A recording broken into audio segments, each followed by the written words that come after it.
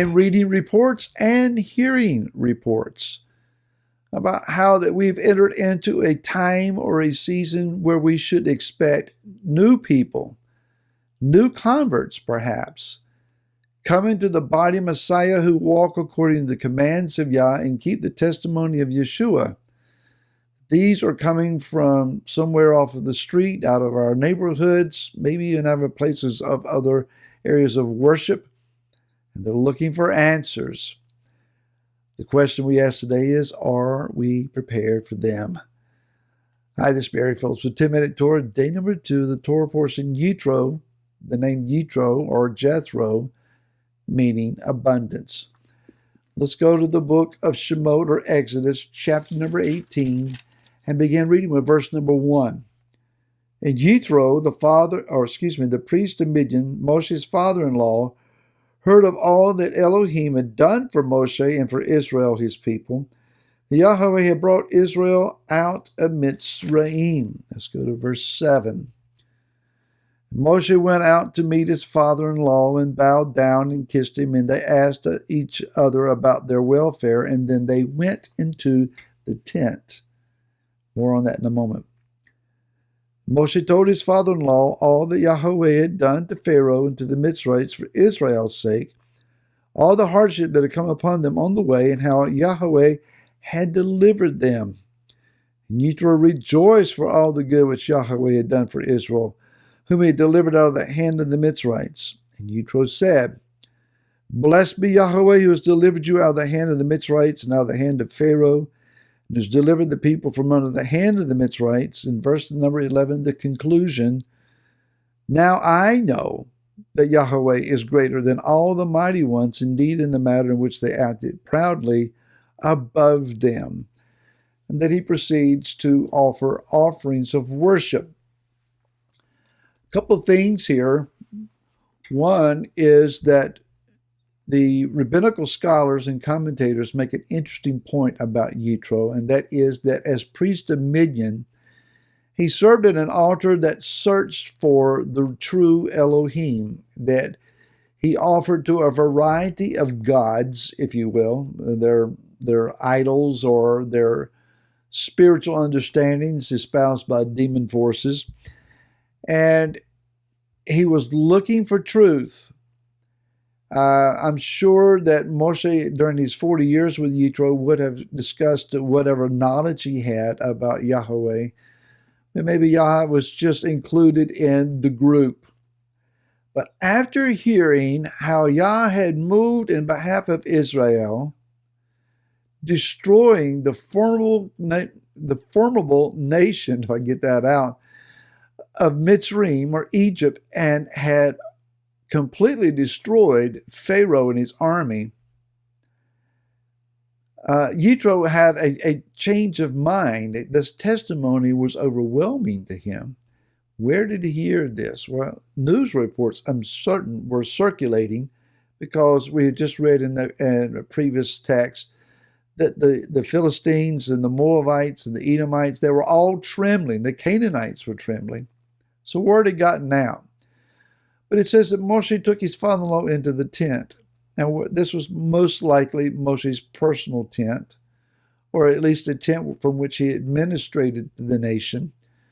But it is to us symbolic of yeshiva. The word yeshiva, Y-E-S-H-I-V-A, yeshiva, meaning a tent of study or a place of Torah study.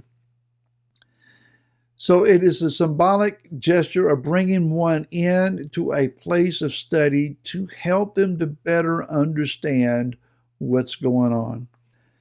Some 20 years ago, my wife and I were minding our own business, pastoring our church, and just doing what pastors and churches sought, that is revival and the preaching of the doctrines that we understood. And Yah issued a call to our hearts systematically, one step at a time, not all at once, but one step after the other, one eye-opening experience after the other, one scriptural text leaping from the page and causing us concern enough to question and pursue him in the matter. Those steps concluded in a time where we left our pastorate and began House of David. Now, that didn't happen in a week or a month. It took a couple of years or so, but it was a process by which gentle people systematically and with forethought and with some skill taught us.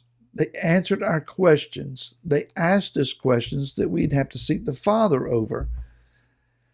Our problem historically has been among our inner group is that we overshare, whether you want to call it throwing up on someone or avalanching someone or being a Torah terrorist to someone. The effect is still the same, that we overdo it to the place that people get overwhelmed and they choke. The Ruach gave me a better understanding, and that is that, and I recall such an occasion where I encountered a pastor and I shared with him just one simple, quick thought. It may have taken 2 or 3 minutes at the most to share it with him. And I heard that voice say to me, hush. That's all you need, hush. And I left it alone. How many times I ignored that voice and said, but let me just share one more thing, and overdone it. But learning to share a nugget, a thought, an insight, and hush. Let them chew it on it a while. Let it just well up in their spirit. And they'll come back for more. Years later, that pastor came back to me talking about now all the Hebrew roots teachers that he was reading after and studying after. He said, it began with that little insight that you showed me. And he said, I thought about that and prayed about that, and it just led me to where I'm at now. I thankfully obeyed, and it had a positive result. Yitro comes, and Moshe gives him what he can understand, and so he learns then that Yah is moving in the behalf of his people. If we go to the book of Acts, chapter number 17, I think it is, chapter 15 actually, there was a great debate about the Gentile or Greek converts that were finding Messiah Yeshua and wanting to come and study with them in the local assembly, the local synagogue. Well, that would be a defiling thing. But they came to a conclusion that we write to them in verse 20, to abstain from the defilement of idols and from whoring, from that which is strangled, and from blood. For verse 21 says, from ancient generations, Moshe has in every city those proclaiming him, being read in the congregations every Shabbat. So there is an understanding of, if you're willing to make these commitments, we're willing to teach you systematically over a year or so's period of time. Come study the Torah portions with us, and let's discuss these things. In chapter number 17 of the book of Acts, Rav Shaul, the Apostle Paul, is in the city of Athens, and he is struck by the vanity of idols that consumes the city. He even finds an altar to the unknown God, and he says to those that would be gathered around, I know this one. You don't know him, but I know him. And he began to espouse to them an understanding of who Yud He Vav He is. He gave to them according to their ability to understand what they could hear and what they could understand. He says in verse number 17,